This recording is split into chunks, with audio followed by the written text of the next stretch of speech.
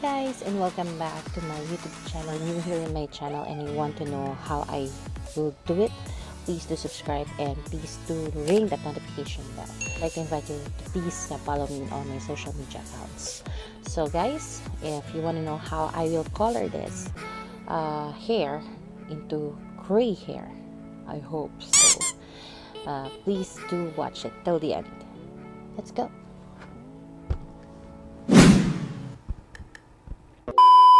Disclaimer lang, I'm not an expert, so if you don't trust doing this by yourself, just wait for the moment that the salons are going to open.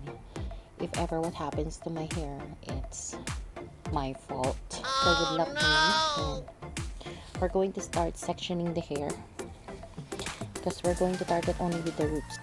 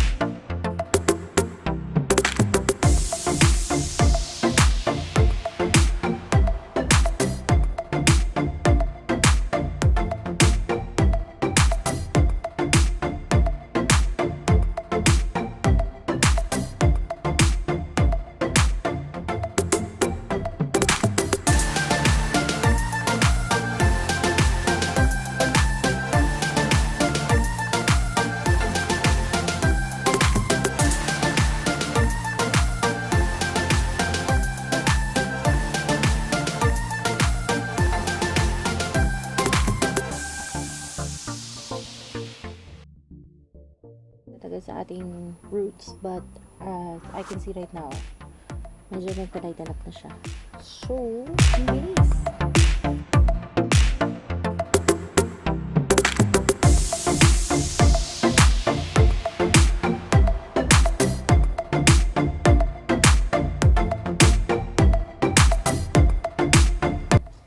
Shoutout nga pala sa aking hubby na pinagtyagaan na akong lagyan ng bleach.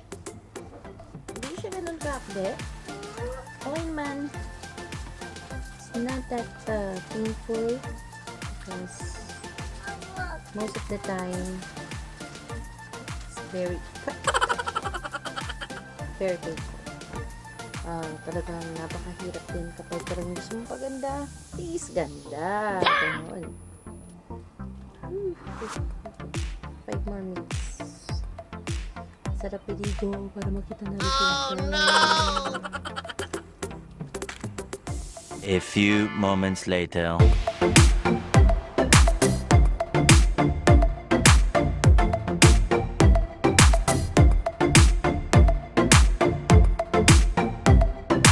This is our second option.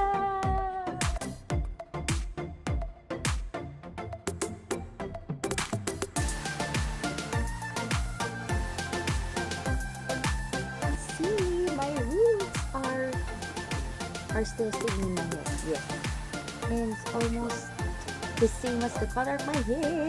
So I'm going to rinse it off. Syempre, hindi ko na kayo sasama sa banyo kasi baka mamaya naman iba na yung magiging topic natin. We're going to see what's the result, and if ever it's already the color of my liking, then we're going to color it with the gray color that I have here from Novel. Yes, and I'll be back. We've already dried our hair and we're going to put gray.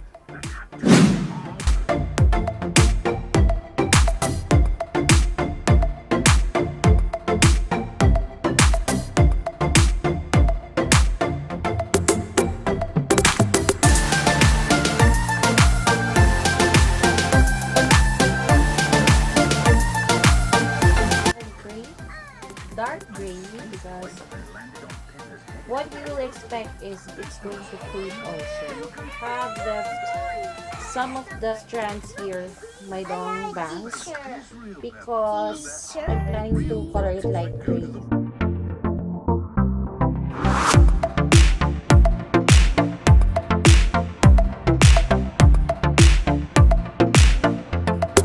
One eternity later.